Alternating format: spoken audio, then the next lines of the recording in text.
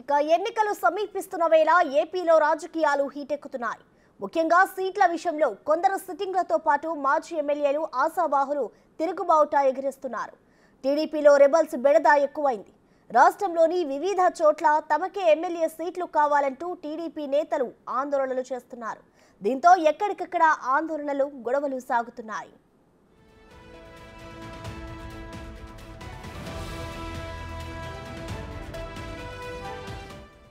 ఉండి నియోజకవర్గంలో MLA రామరాజుకే seat ఇవ్వాలంటూ ఆయన అనుచరులు ఆందోళన చేస్తున్నారు.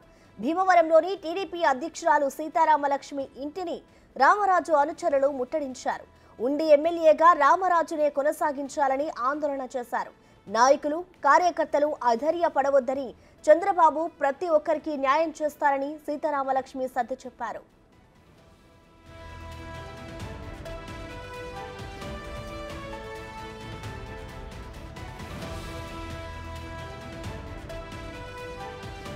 అల్లూరు జిల్లాలోని టీడీపీలోనూ అసమ్మతి సెగ కొనసాగుతోంది. అరకులోయ టీడీపీలో టికెట్ చిచ్చు పెట్టింది. ప్రస్తుతం ఇన్ఛార్జిగా ఉన్న దొన్ను దొర తిరుగుబావుట ఎగురవేశారు. కూటమి అభ్యర్థిపై ఇండిపెండెంట్ గా పోటీకి సై అంటున్నారు. హైదరాబాద్లోని ఇంటికి పిలిచి ఎమ్మెల్సీ ఇస్తామని తనకు చెప్పినా చంద్రబాబును నమ్మొద్దని క్యాడర్ చెబుతోందని ఆయన అన్నారు. మరోవైపు రెబల్ అభ్యర్థిగా బరిలోకి దిగుతున్నట్లు కూడా పాడేరు ఇన్ఛార్జ్ గిడ్డి ఈశ్వరి ప్రకటన చేశారు.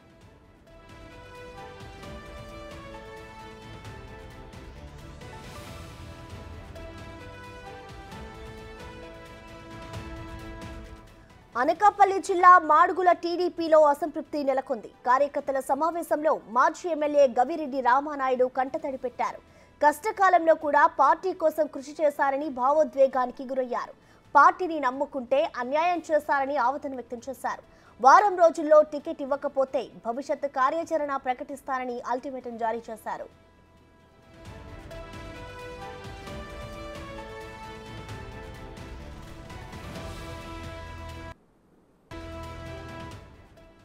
రాజంపేటలో టీడీపీ అసమ్మతి నేత బత్యాలతో ఎంపీ అభ్యర్థి నల్లారి కిరణ్ కుమార్ రెడ్డి మంతనాలు జరిపారు. బత్యాలను రాజంపేట అసెంబ్లీ అభ్యర్థిగా ప్రకటించాలని వారు డిమాండ్ చేశారు. టికెట్ ప్రకటించే వ్యక్తిని తాను కాదని కిరణ్ కుమార్ రెడ్డి వారికే చెప్పారు. తాను వేరే పార్టీకి చెందిన వ్యక్తినని, మీకు టికెట్ కేటాయించే వ్యక్తి మరో పార్టీకి చెందిన వ్యక్తి అని కిరణ్ అన్నారు. బత్యాలకు హామీ ఇచ్చే పరిస్థితిలో లేక కిరణ్ కుమార్ రెడ్డి నిస్సహాయత వ్యక్తం చేశారు.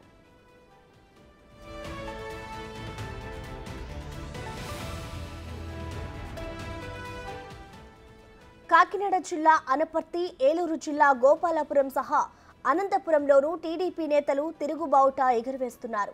ఒకవేళ టికెట్ ఇవ్వలేని పక్షంలో తమకు ప్రత్యామ్నాయం చూపాలని కొందరు డిమాండ్ చేస్తుంటే మరికొందరు మాత్రం ఖచ్చితంగా పోటీలో ఉంటామని చెబుతున్నారు. దీంతో రెబల్స్ ను బుజ్జగించే పనిలో టీడీపీ అధిష్టానం పడినట్లు సమాచారం.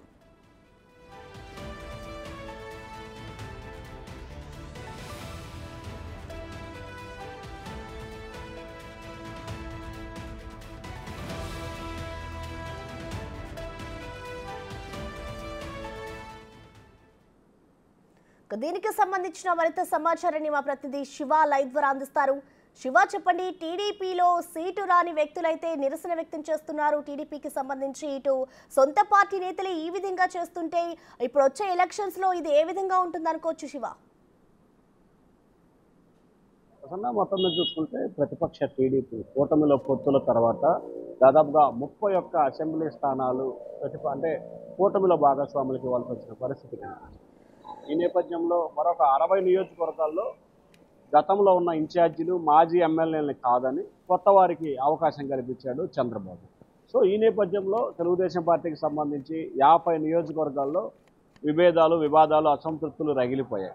ఆ తర్వాత బుజ్జగింపులు, మార్పులు, చేర్పులు, హామీలు ఇట్లా రకరకాల దాదాపుగా అసమ్మతి జ్వాలలు పూర్తిగా సెట్ అయిపోయిందని చెప్పి కూడా టీడీపీ భావించింది. తాజాగా 8 జిల్లాల పరిధిలో 10 నియోజకవర్గాల్లో ఇంకా అసంతృప్తి రాచుకున్న పరిస్థితి కనిపిస్తూ ఉంది. కొంతమంది టికెట్ కావాలని చెప్పి రోడ్డెక్కి ఆందోళన చేస్తుంటే మరికొంతమంది రాజీనామా చేసే బాట పడుతున్నారు. మరికొంతమంది తమ రాజకీయ భవిష్యత్తు చూపించాలని చెప్పి డిమాండ్ చేస్తున్నారు. ఇంకా ఉత్తరాంధ్రకి సంబంధించి కూడా ప్రధానంగా ఎక్కడా కూడా విభేదాలు లేదని చెప్పుకోవచ్చు. ఆ తర్వాత తూర్పుగోదావరి, పశ్చిమ గోదావరి జిల్లాకు సంబంధించి కూడా 2-3 నియోజకవర్గాల్లో తీవ్రస్థాయిల విభేదాలు ఆగ్రహాలు కొనసాగుతున్నాయి. గోపాలపురం కానీ, కాకినాడ రూరల్ కానీ, అలాగే రాజమండ్రి రూరల్ ఇట్లా అంటే జనసేన టీడీపీ మధ్య ఇట్లా కొన్ని చోట్ల విభేదాలు కొనసాగుతున్నాయి. ఇక కృష్ణా జిల్లాకు సంబంధించి కూడా పెడన వివాదాలు కొనసాగుతున్నాయి. అవనిగొడ్డలో దాదాపుగా జనసేన ఉన్న విభేదాలు అవి కూడా క్లియర్ అయిపోయిన పరిస్థితి కనిపించింది. కైకలూరులో కూడా కొంత విభేదాలు ఉన్నాయి. ఆ తర్వాత గుంటూరు జిల్లాకు సంబంధించి దాదాపుగా విభేదాలన్నీ సమసిపోయాయి.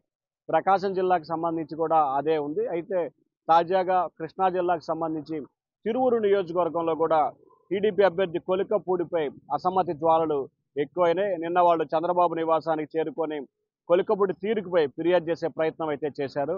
అతన్ని బొచ్చజెప్పే బాధ్యతని ఎంపీ అభ్యర్థికి ఒప్పజెప్పారు. ప్రకాశం జిల్లాకు సంబంధించి విభేదాలు పెద్దగా కూడా ఎక్కడా లేవు. నెల్లూరు జిల్లా దాదాపుగా క్లియర్ అయిపోయిన పరిస్థితి. కడప జిల్లాకు సంబంధించి రాజంపేట పార్లమెంటు పరిధిలో 1-2 చోట్ల కూడా వివాదాలు కొనసాగుతున్నాయి.